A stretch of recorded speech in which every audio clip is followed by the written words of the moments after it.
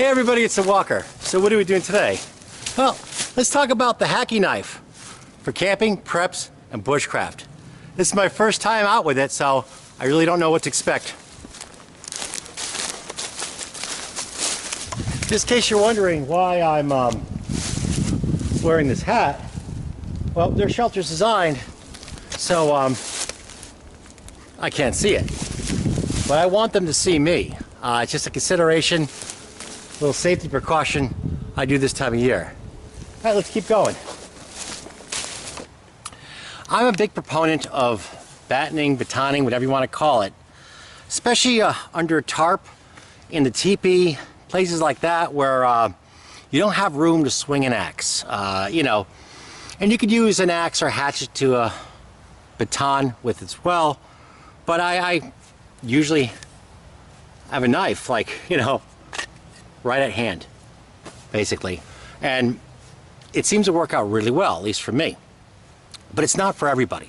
And there's also some wood where it's too thick, too gnarly, especially for like this little mora to go through.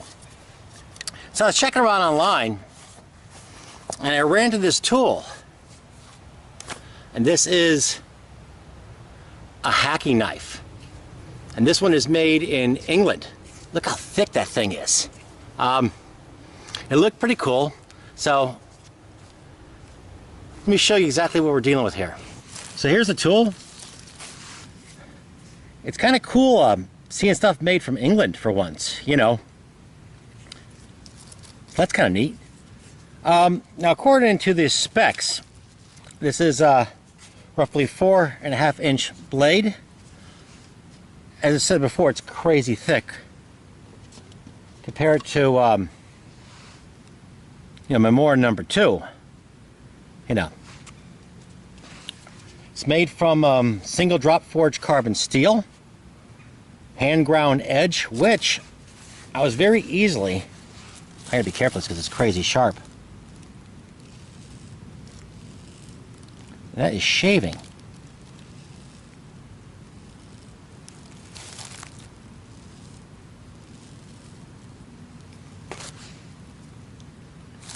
Like shaving sharp. So it took me just a couple passes on some sandpaper to get this thing shaving sharp.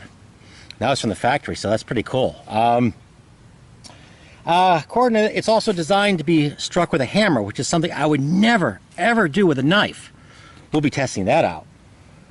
Let's see here. Now, on their website for the tool company, they said this thing's been used to chop firewood for kindling, cutting a hole in a tin. Okay, I do that occasionally.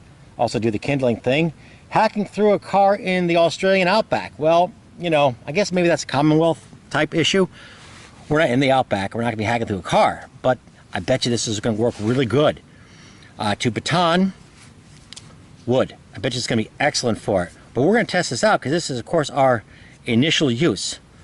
Let's process up some wood and we'll give it a try.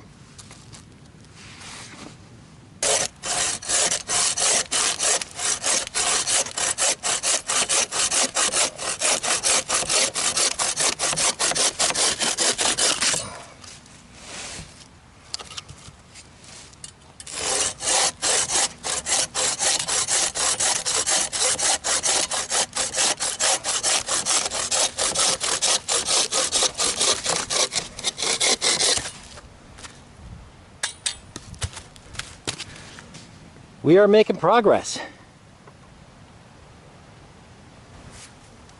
I think we sawed up enough wood for this test. And of course, this is like the ultimate in full tang. So tang goes right through it. So it's even got that going on. Let's split up this wood. We'll see how it works. You know what we'll do first though? Let's make the traditional club first. This is actually will be the first cut with this tool, so all right. All I'm doing is pulling off the bark, but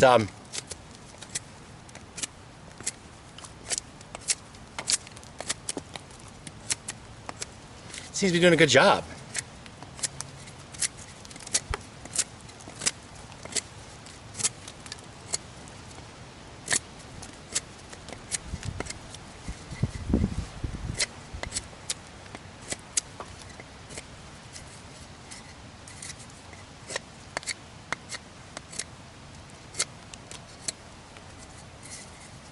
Little knot right there.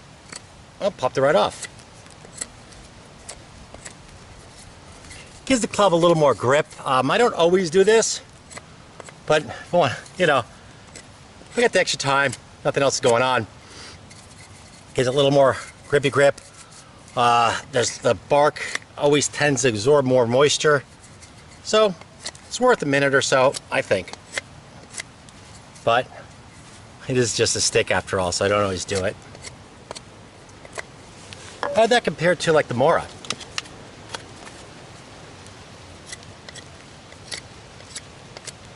I mean, Mora always slices like a dream. I mean,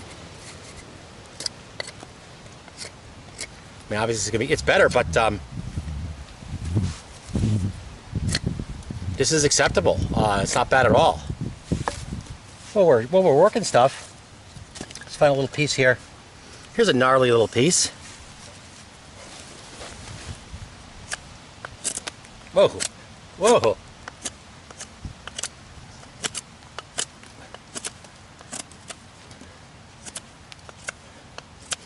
Not bad.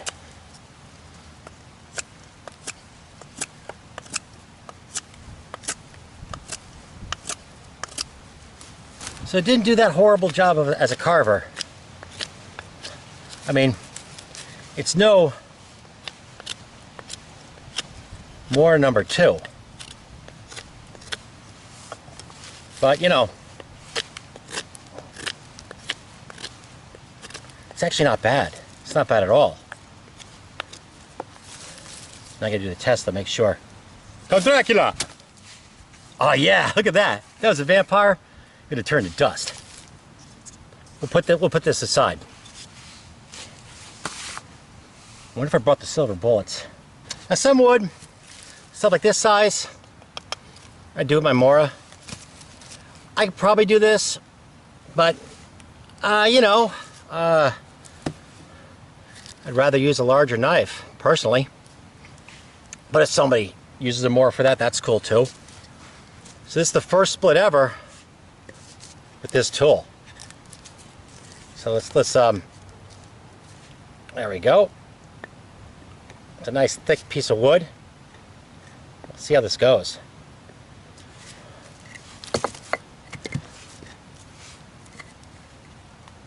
Should make it a little more.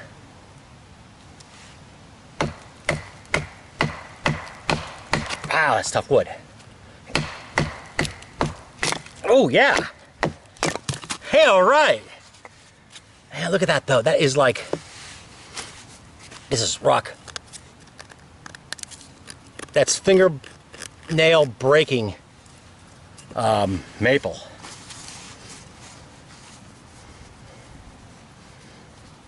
I like that. That was cool. All right.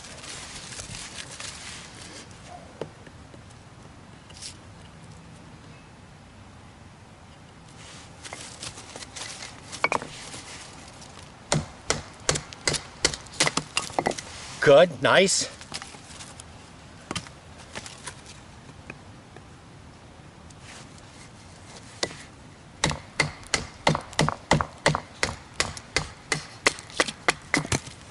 Excellent, excellent. I'm really enjoying this. I mean, I can feel a slight bit of vibration because it's not a big handle, and these are very thin gloves.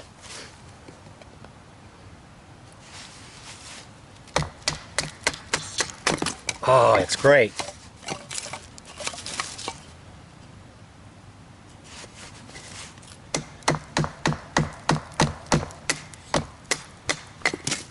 Good. Try a smaller piece right here.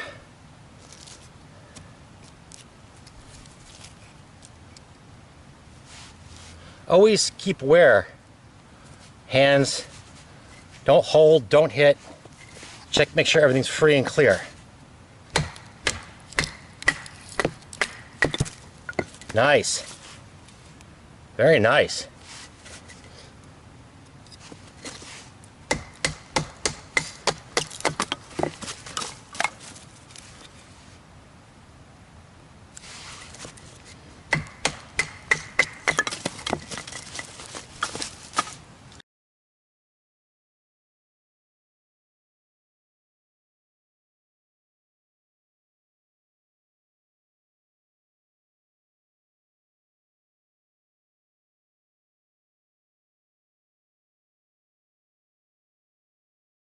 Now for the ultimate test, the hammer.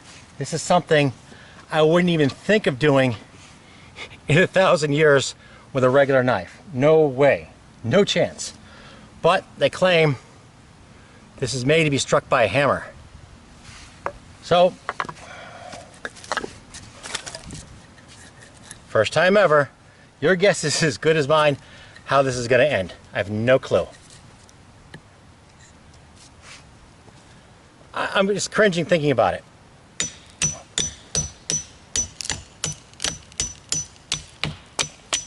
Ah, all right.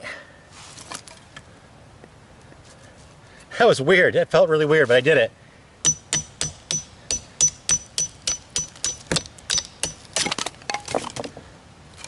It's actually hard to hit because there's not much. I'm not used to doing something like that. I bet you practice. I wouldn't get better, but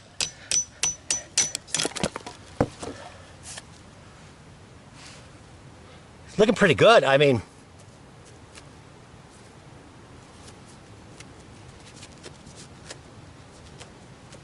some minor dings. That's it. I mean, I would never do that. I would never even try it with a regular knife. And this, and using the club is a million times easier and more comfortable. But they said it's made to be struck by a hammer, so there I went. What I'm doing here, I'm making a bunch of small split pieces of wood. This is this is the final stage of the split wood fire methodology. It's one that I rarely use because I have hydrocarbons in the form of birch bark. So I can usually power through really wet conditions, and I can usually find dry branches off the ground. But every once in a while, you'll get conditions where it's been raining for like days and days and days. Everything is soaked to the core. Or you'll get conditions such as a nor'easter will hit, and you'll have like freezing rain, heavy rain, and then like a flash freeze after. And the wood's literally frozen. And the only really dry wood that's readily available, at least in my experience, is the heartwood, the core of standing deadwood. And with this methodology, I can get to it and get a fire in conditions where it's a lot more difficult normally. It's also fun because it's just a fun thing to do. And if I'm inside the tent, a hot tent, and I don't feel like going out looking for kindling in the morning, I'll just take one of the cut pieces and just start splitting it up. You know, 15, 20 minutes, I've got plenty of wood to start the stove in the morning, and I don't have to go out in the cranking cold. You know, it's -5, -10 out, and I don't have any kindling inside the teepee. I'll just do this, you know. And the hacking knife is doing a fantastic job at this.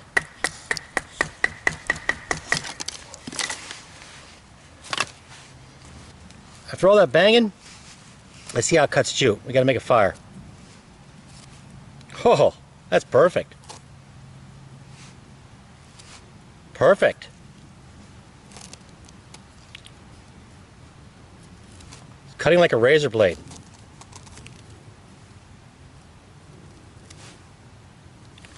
Let's make a tinder bundle.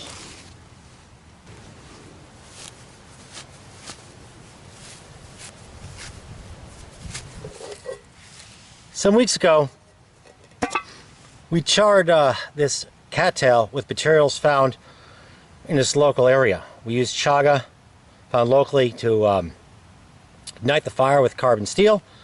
The cattail is local. And we also charred some punky wood. It's now time to to complete the fire chain, to make the circle complete. Try the cattail first.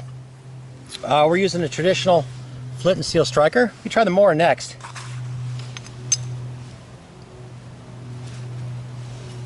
Look at that. I think it's burning. You burning? Huh, it's burning.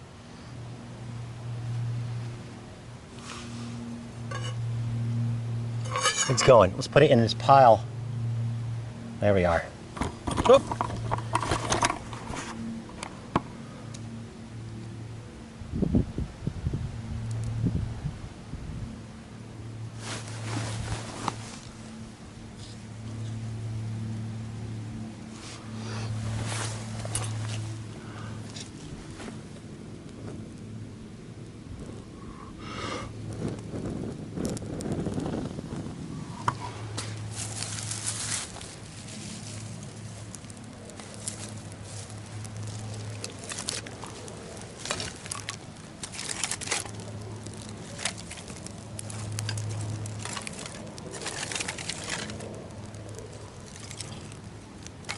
Well, I guess that's kind of the end of our experimenting for tonight. That took off pretty good. Did an excellent job, and that completes the fire chain. We might make some more tonight. About time for the additional offering of the club.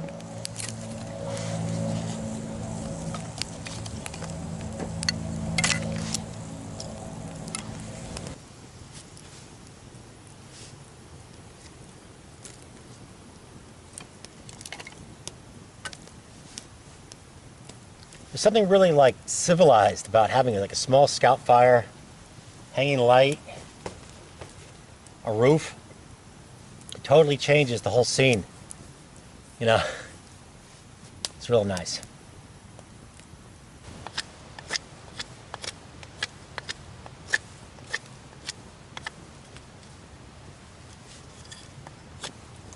Of course, the real test, how does it cut the sacred bacon?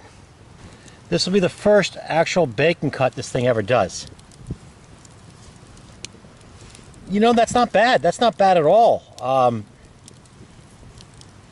Look at that. It went right through. Watch it close up here. See if I can get right. See, it slices right through. Did a great job. I was a bit worried about, I wasn't worried, you know, the hammer thing, I thought about that. But the bacon, that was my number one concern coming out here.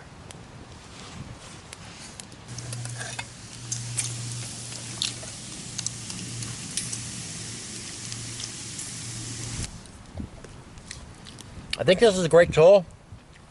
It's going to be really good for when I'm dealing with wood that's too thick for my knife to handle, at least for me. I'm inside my shelter, and I don't want to be messing around with the axe or the hatchet, and it's lighter than an axe or hatchet. So I might just carry this with me during hot tenting or regular camping activities. So it's pretty cool. What I'm going to do, I'll put up a link to where you can get this awesome thing, and a link to the manufacturer. And as always, if you like what you seen, give me a thumbs up, hit the subscribe button. Y'all have a great night. I'm going to finish up my bacon.